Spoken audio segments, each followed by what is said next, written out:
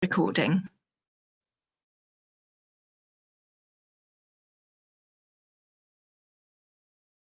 It's a great pleasure for me, as founder and chairman of the Arab International Women's Forum, to welcome you all today to our webinar session titled 25 Years After the Barcelona Process, the Union for the Mediterranean on Women and Inclusive Sustainable Development in the MENA Region.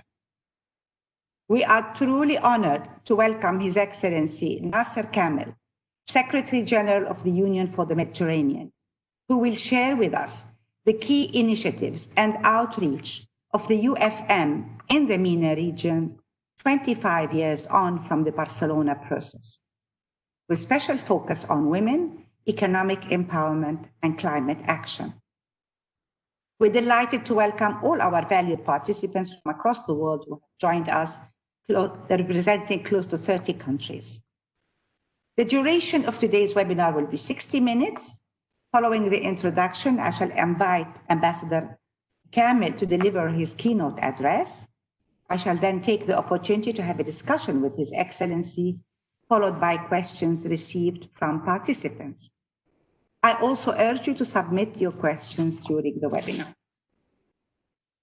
This year marks 25 years since the Barcelona process was launched in 1995, with the aim to strengthen relations between Europe and the southern Mediterranean countries, within the framework of an enhanced Euro-Mediterranean association, contributing to peace and security in the region and creating the UfM in July 2008.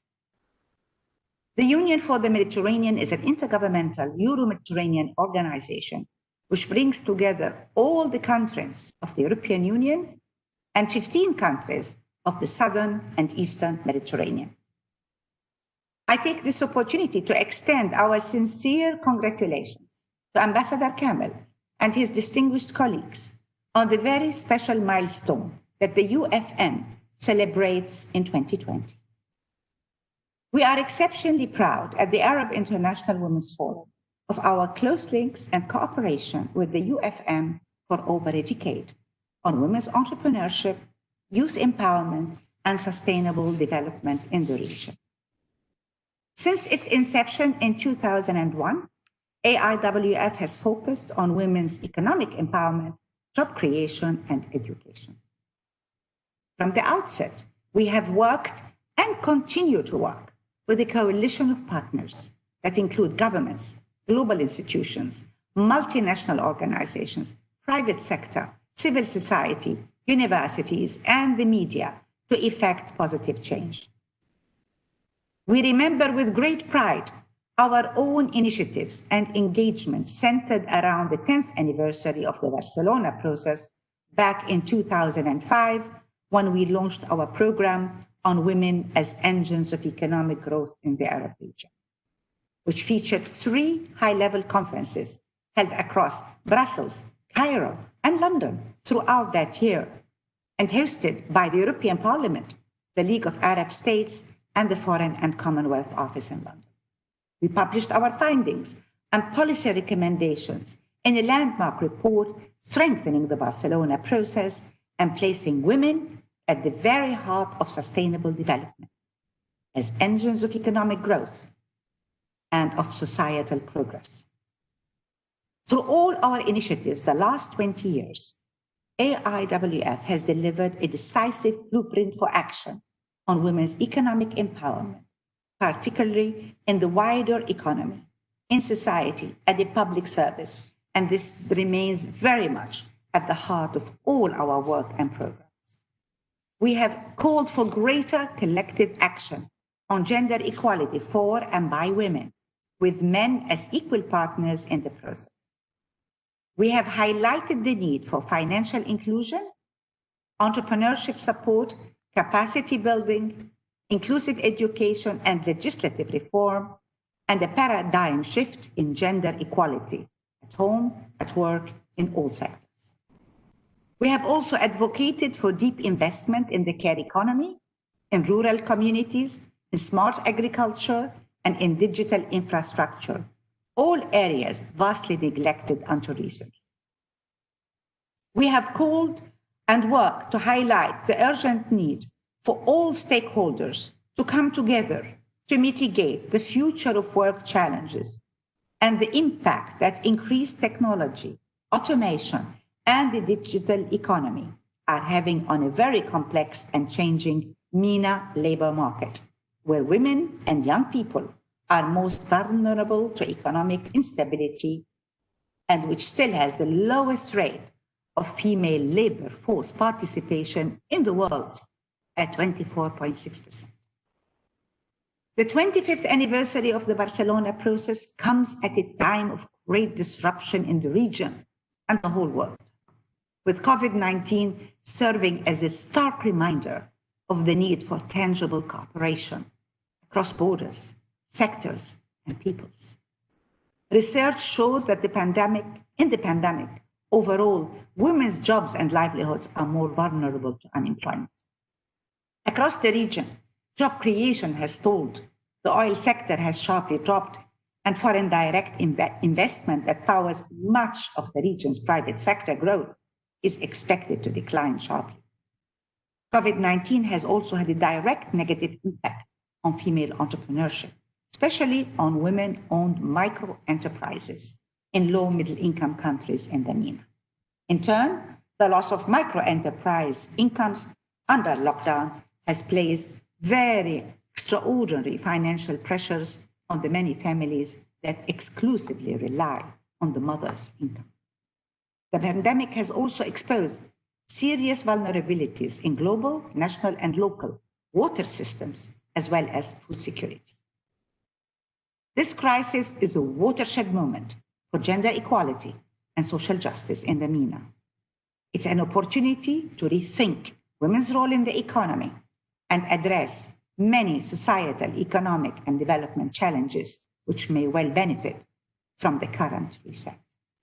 It's also compelling all stakeholders, governments, institutions, and civil society to come together and prioritize policymaking through unprecedented cross-border collaboration, data-driven decision-making, and bold economic measures.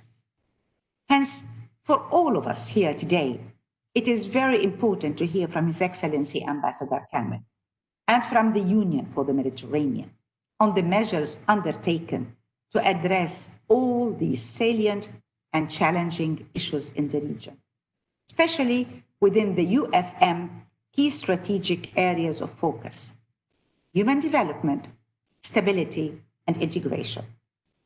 No doubt, the work of the Union is needed now more than at any other time before. Distinguished guests, it gives me great pleasure to introduce His Excellency Ambassador Nasser Kamel, our guest of honor speaker. A career diplomat for the Egyptian government, Mr. Kamel held the position of Ambassador of Egypt to the United Kingdom from 2014 to 2018. He was also Ambassador to France in 2006 to 2012, during which he took part in the drafting of the joint declaration of the 2008 Paris summit that marked the launch of the Union for the Mediterranean. Between 2012 and 2014, he was Assistant Minister for Arab and Middle Eastern Affairs, and from 2004 to 2006, he was the Director of Egypt's Public Information Service. Prior to this position, His Excellency served in various embassies, including Washington, Lisbon, Tunisia, Brussels, and Paris. Ambassador Kamel holds the title of Grand Officier de l'Ordre National du Mérite of the Republic of France and has received decorations from the Kingdom of Belgium and the Republic of Portugal.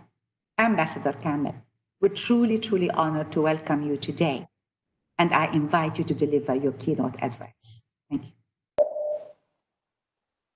Thank you. Thank you very much, dear friend, Chairman Haitham Kidani, for this very kind introduction and for your invitation to take part in this webinar. I'm really very happy to be among you this morning.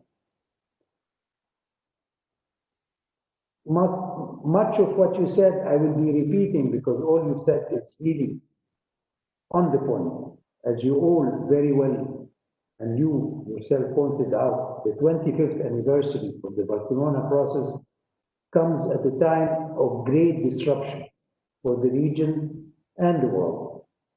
With COVID-19 spreading and pushing us into unprecedented crisis, the social-economic repercussion of this crisis will be extremely far-reaching. And it will likely unfold for years to come. So there are no longer any doubt that the COVID-19 has plunged us, all of us, into a new era in which vulnerabilities and inequalities have been exposed and exacerbated within and among countries.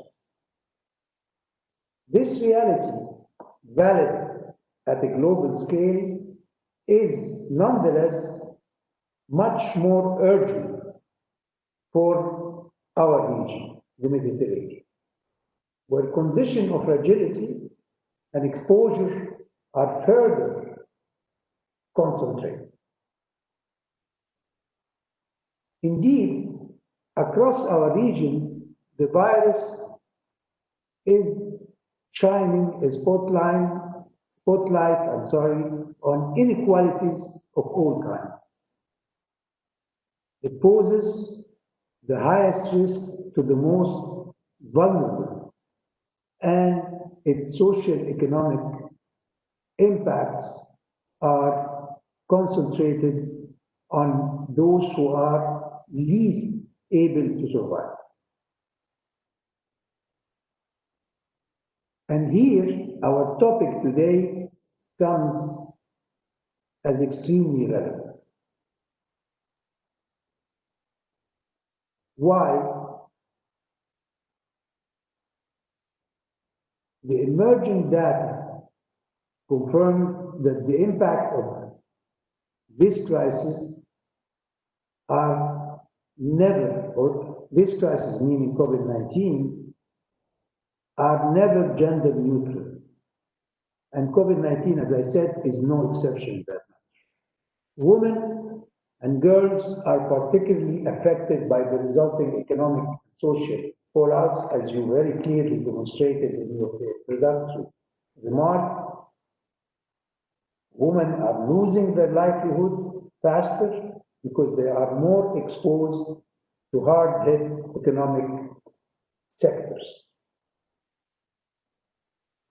Furthermore, according to data and analysis commissioned by the UfM and the UN, especially UN Women and UNDP, we know that around 435 million women and girls will be living on less than $1.90 a day next year, in the year 2021, including 47 million pushed into poverty as a result of COVID-19.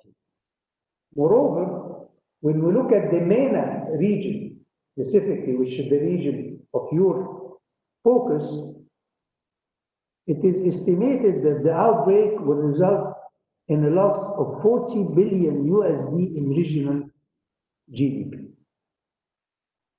While the female formal labor force participation rate is already the lowest worldwide, and you have given the number, I think it's around 20% on our region, and the employment, or unemployment to be more accurate, is as high as 43 for female youth.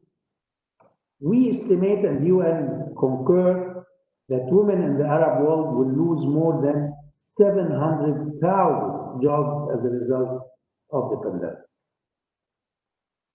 So young women face, therefore, a double challenge. As the economic slowdown resulting from the crisis will further exacerbate youth vulnerability in labor markets. Also, this is explained by the fact that some of the sector or the sectors hardest hit by the pandemic are women-dominated sectors, characterized by low pay and poor working conditions, including, of course, lack of basic worker protections like paid sick and family leave. So in this context, the accommodation and food service sectors, for example, have been devastated by the job loss they're facing. And we all know how much these sectors are important for the Mediterranean region. In most of our countries, women are overrepresented in these sectors, often with a tenuous hold on their jobs. Domestic workers are particularly at risk also, while the need for caregiving and cleaning services has increased. Unfortunately, lockdowns and quarantine measures have made it difficult to maintain pre-pandemic working arrangements, resulting in a loss of income and employment among this largely female workforce. Finally, women's lesser access to land, financial capital, and other assets makes it harder for them to weather a crisis and bounce back to rebuild their small businesses. Women-owned businesses in the MENA region are likely to be particularly vulnerable to the current crisis for several reasons. First, across our region, women have lower rates of financial inclusion than men. Only 38% of women have a bank account in our region, compared to 57% of men. Much fewer women than men have bank loans or access to bank loans. Women-owned businesses need, therefore, grants and other stimulus funding targeted specifically to them. All these challenges are what we will be addressing this year at our UfM Women High-Level Conference, where we will have the honor and the pleasure to count on you, dear Chairman, as speaker in one of the plenary sessions. This edition will seek to analyze the impact of COVID-19 pandemic on women and girls, and to highlight the key role played by them in addressing the pandemic. It will also aim to identify what is needed to better value the role of women and foster women's participation in policy and decision making to address this crisis and any future crisis. However, let me point out that the UfM has not started to work on these issues with the outbreak of the pandemic. The Union for the Mediterranean has always put gender equality and women empowerment at the heart of its agenda since its creation. This agenda was notably endorsed at the political level by our ministers in charge during the 4th Ministerial Conference on Strengthening the Role of Women in Society in Cairo in November 2017. And address the issue through 4 priority areas, and allow me to share them with you. The first priority was increasing, and still is actually, increasing women economic participation by fostering their skills and promote an equal access to the labor market, and by creating an enabling environment for women. Women in general, but especially women entrepreneurs. In this framework, we at the UfM Secretariat organizes each year what we call the Women Business Forum to provide a platform for dialogue, exchange of experience, and networking and matchmaking between different business women around business and investment opportunity for women-owned and women-led enterprises and businesses from both shores of our beloved Mediterranean. This forum is meant to build skills, connect and empower female entrepreneurs, and grow and sustain their enterprises in a competitive environment that will lead towards a direct impact on the economy as well as the entrepreneurial ecosystem in the region. Our second priority, or the second priority adopted by the policymaker, is combating violence against women and girls, including in conflict and post-conflict contexts.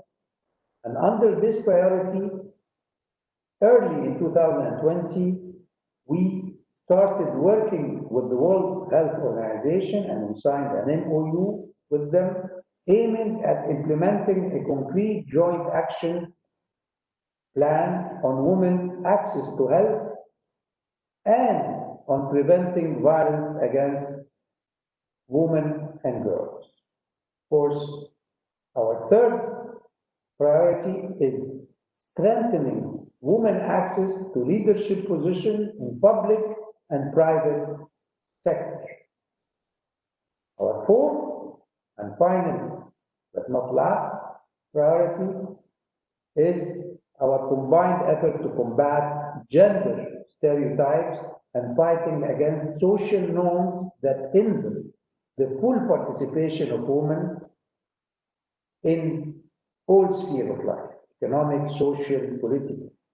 And within these 4 priority areas, and as a contribution to the implementation of the Women, Peace and Security Agenda, countries of our region and all the stakeholders from the civil society and from all spectrum of the society have agreed to consider the specific needs of women and girls, migrants, refugees, and women in conflict and post-conflict contexts. And it's important because our region is unfortunately facing so many of those unfortunate geopolitical realities. As well as women, the problem with women in rural area and women with disability, because we tend sometimes to forget about them.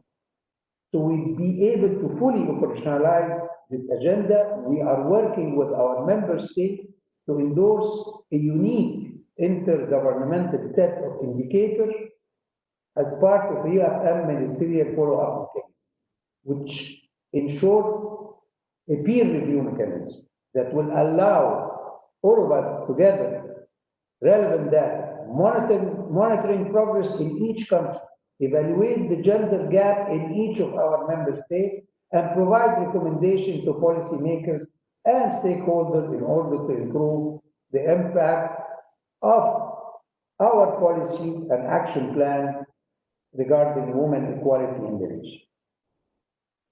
This mechanism that our member states have recognized, and when we look to the future, to rebuilding the economy, is absolutely critical, because investing in women and creating a gender equal business ecosystem is paramount to a good and just recovery, the post-COVID recovery. Putting women at the heart of our response to this pandemic means we see a leap in progress. And for that, our governments and the private sector need to pull further efforts and work together to build this inclusive societies. And in that sense, our member states are all in consensus to place a strong emphasis on social economy, because it's an important part of what we need to achieve, not only as an alternative way of delivering economic, social, and environmental value, but also as a smart way of unlocking resources and creating sustainable employment and generating inclusive economic growth in the region,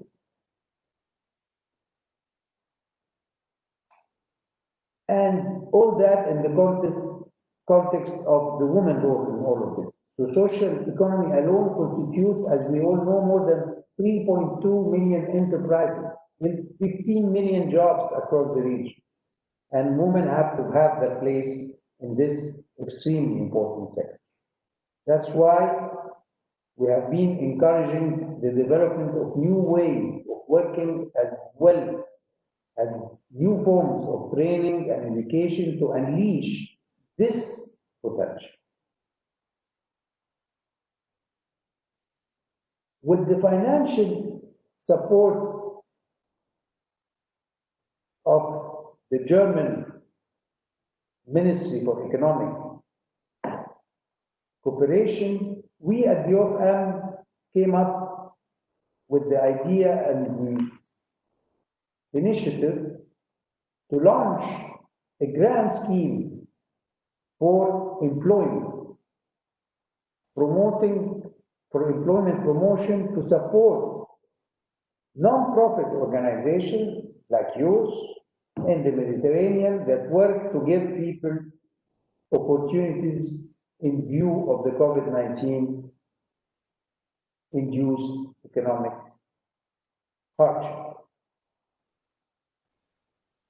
This grant scheme focuses on projects that enables people to find jobs, continue to gain a living, improve their work and living conditions, and at the same time, it seeks to support projects that encourage entrepreneurship and improve the business climate for micro, small, and medium-sized enterprise as crucial provider of employment in the Mediterranean region, with a focus on the most vulnerable, meaning women and youth. And I really encourage those who can apply for the funds to engage, visit our website and send their application, because it could be extremely helpful. Finally, ladies and gentlemen, allow me to address, because you did refer to it in your introductory remark, allow me to address a last crucial issue around the very relevant thematic we are discussing. Because even if the outbreak of COVID has pushed it out of the headline, climate change remains one of the major threats to the planet and continue to impact vulnerable groups and economies to a devastating effect. As you may know, the rise of temperature in our region is unfortunately progressing 20% faster than the global average across the region. The only region that is heating faster than the Mediterranean is Antarctica. And let's face it, Antarctica does not have people, human living there. Therefore, the health and wealth threat multiplier represented by climate change is especially intense over our Mediterranean. And to manage future risks and to build resilience will be the key to our progress and survival. And for that, we need to remember that no person, organization, or area, be it in the south or the north of the Mediterranean, can face the amplitude of this challenge on their own. And I cannot stress that enough. We all need each other to face this climate emergency, because what we have in our region is a climate emergency. And we need to work together and lead the way to a new cycle of common growth that is more enhanced and more equal, including in gender relations.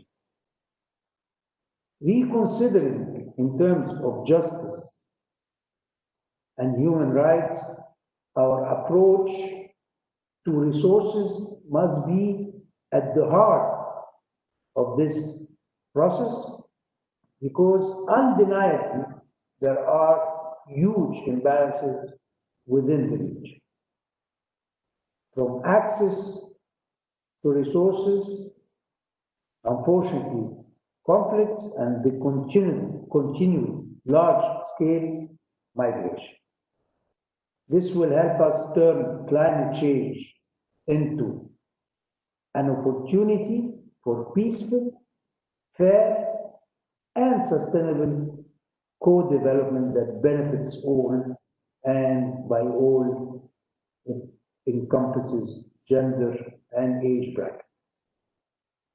Dear Chairman, ladies and gentlemen,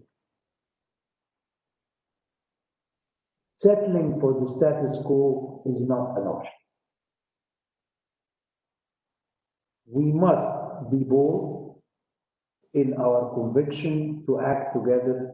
If not, these consequences will be dramatic and very possibly irreversible.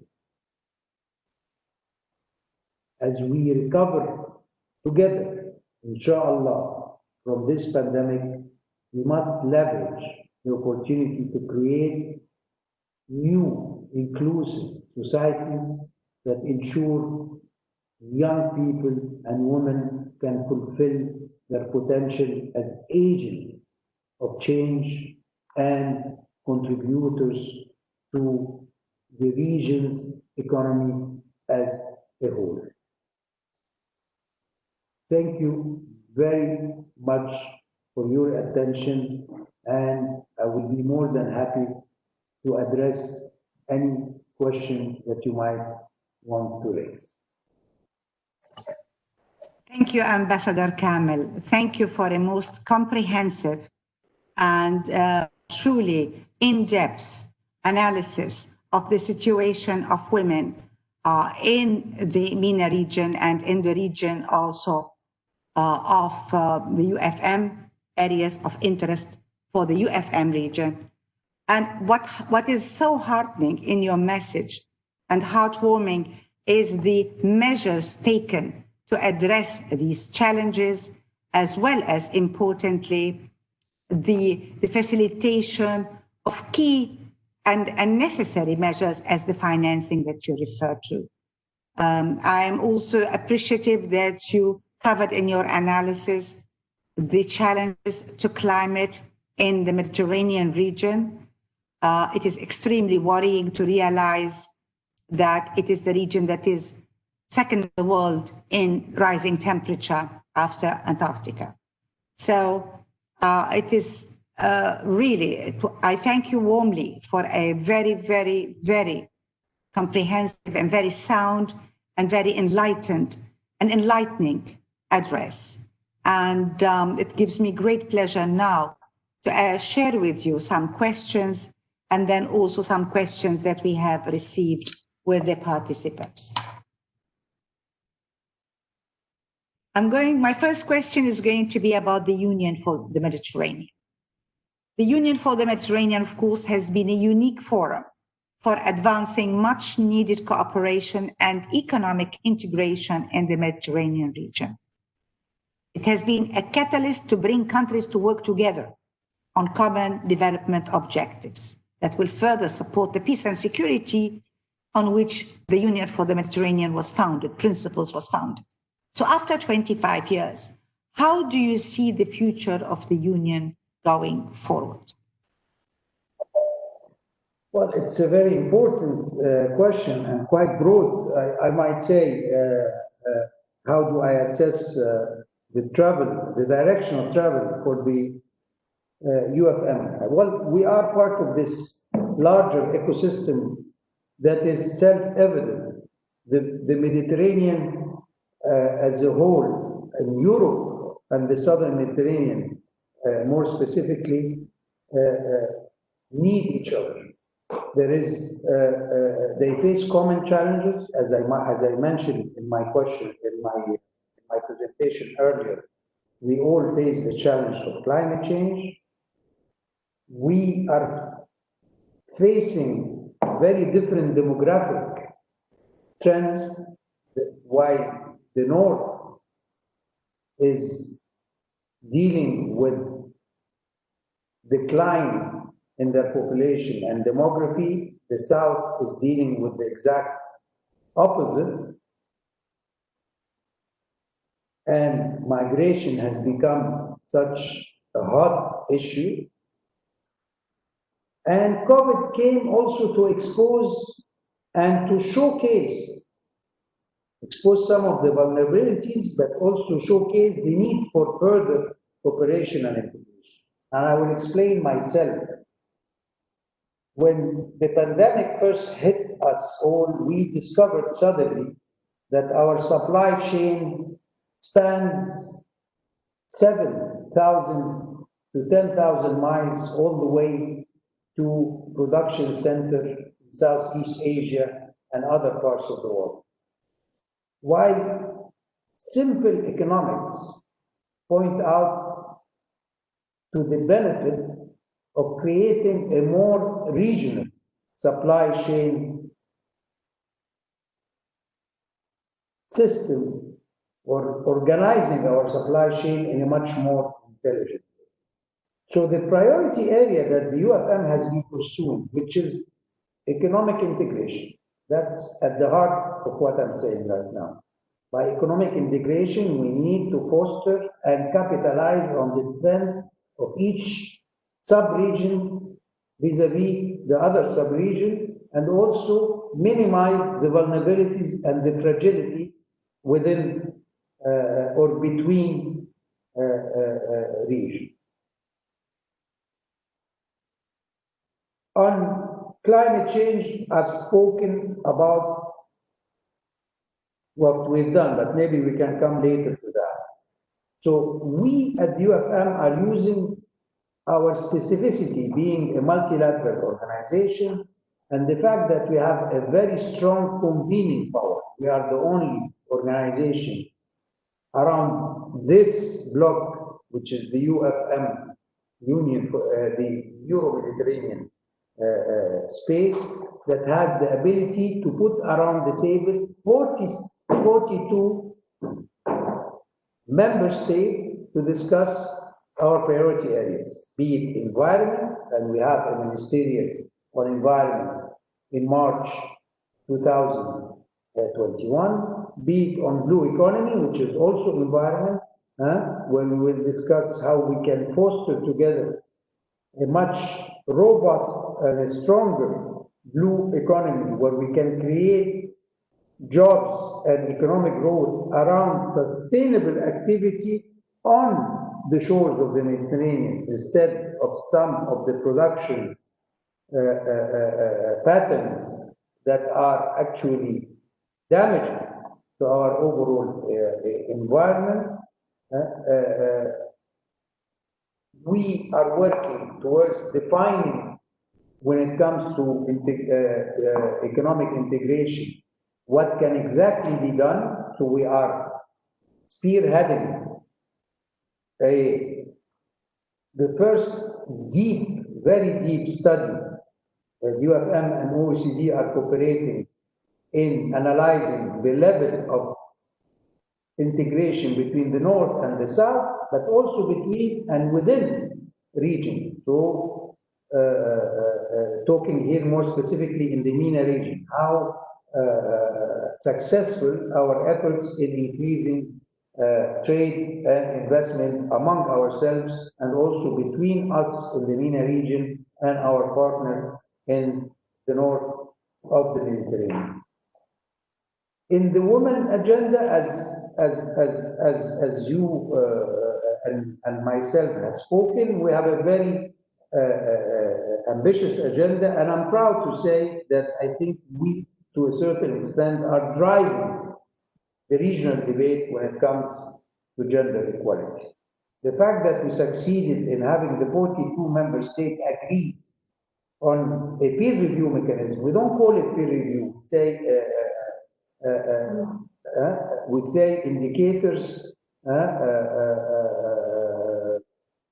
and reporting on those indicators, but it is in reality a peer review, which each one of us, Germany and Tunisia, will be reporting to each other and to the others about how advanced or how they are advancing in creating an environment that is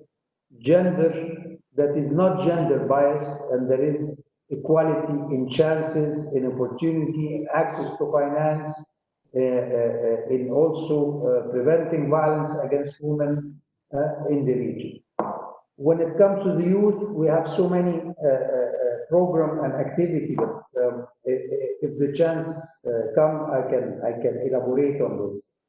When it comes to infrastructure and ports, we're doing a tremendous work in integrating and creating sea highways, and also dealing with the polluting effect by trying to see ways of making our transport less harmful to our environment.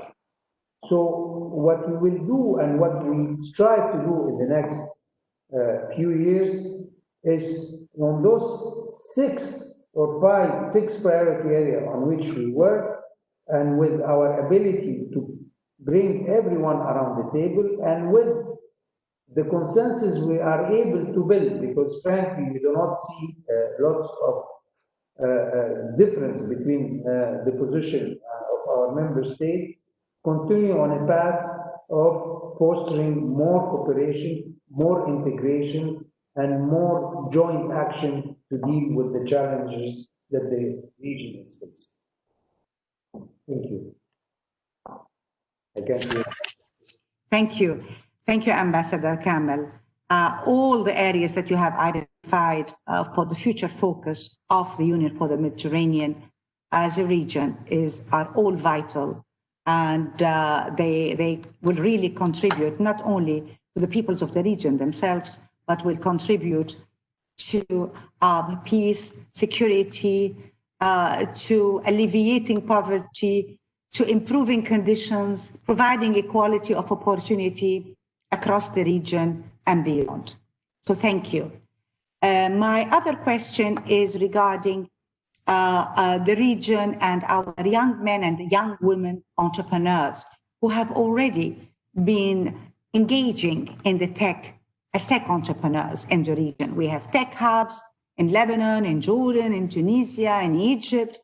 The youth are, even before COVID, long before COVID, they have been excited and adopting the new technology and setting up tech entrepreneurial businesses, small businesses. How can we help them? Since now we all have to work more than ever before with technology. How can we help our youth, our tech entrepreneurs to grow, because their businesses will create jobs, their businesses will keep them in our countries instead of migrating. Just last week, the youth survey was published in Dubai, and it showed half the youth population in the region wants to migrate, leave the region, go somewhere else to look for jobs. So how can we keep them? How can we help them, especially supporting them in the tech sector? Thank you. Thank you very much, because you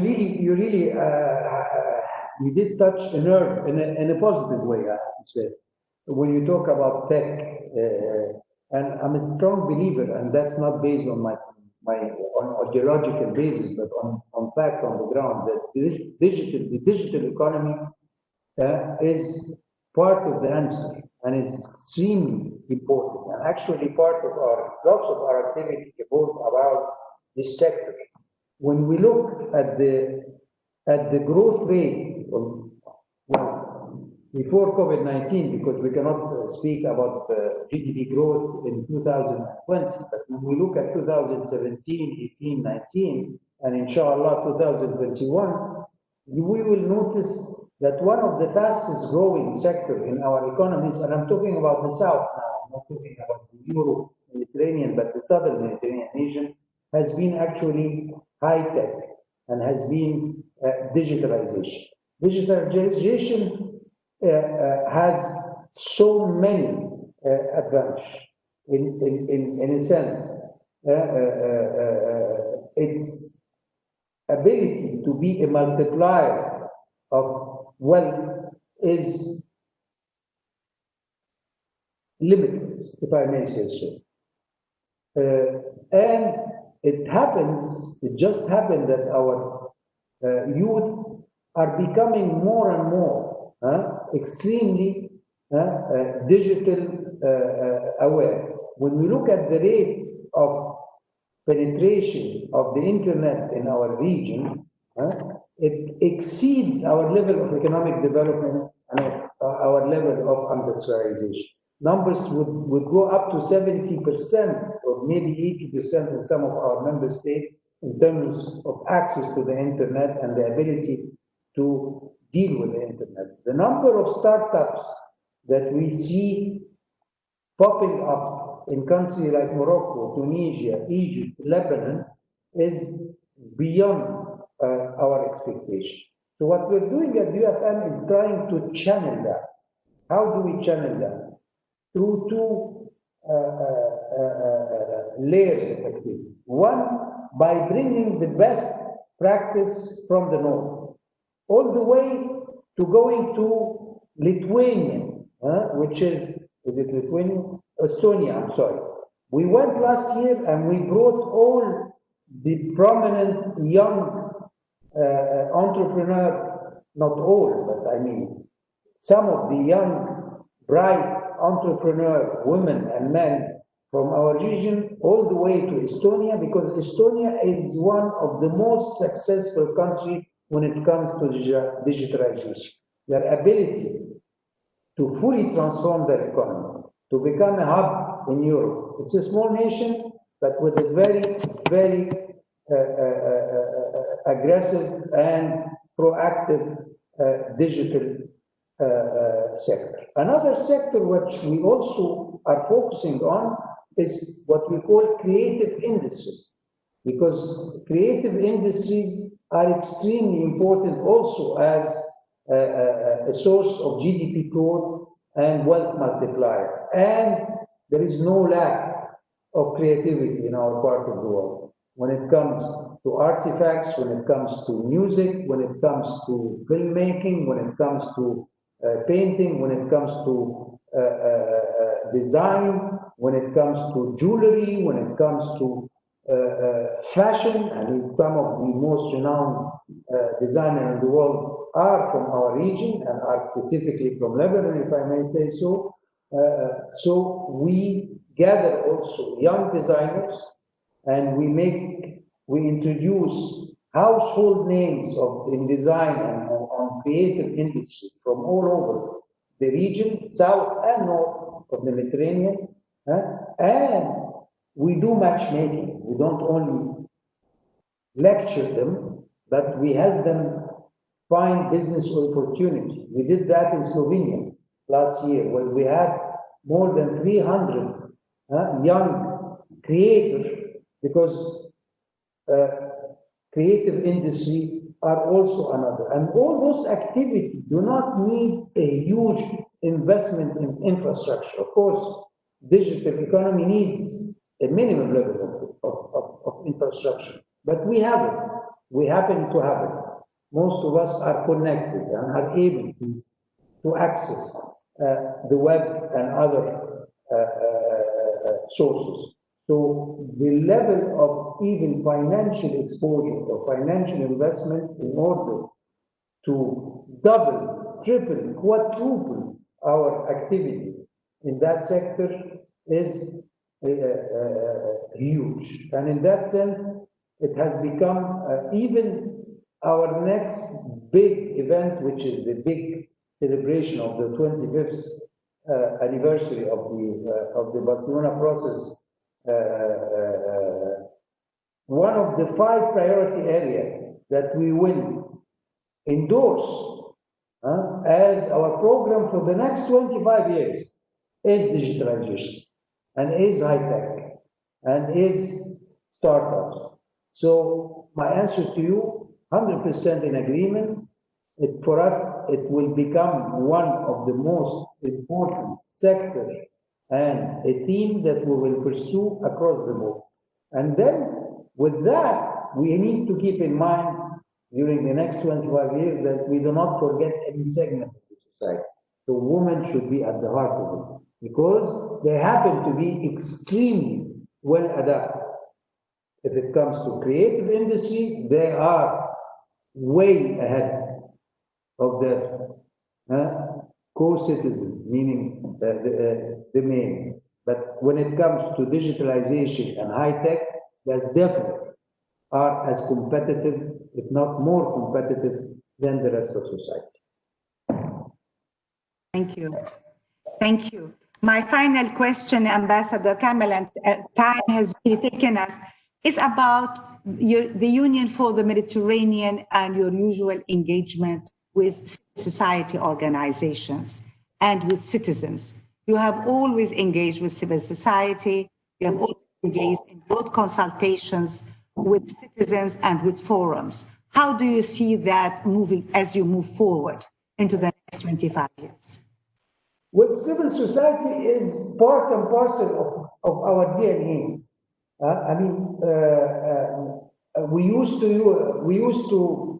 When we used to present the UfM to those who are not familiar with our activity, we will tell them that we have what we call the 3P approach.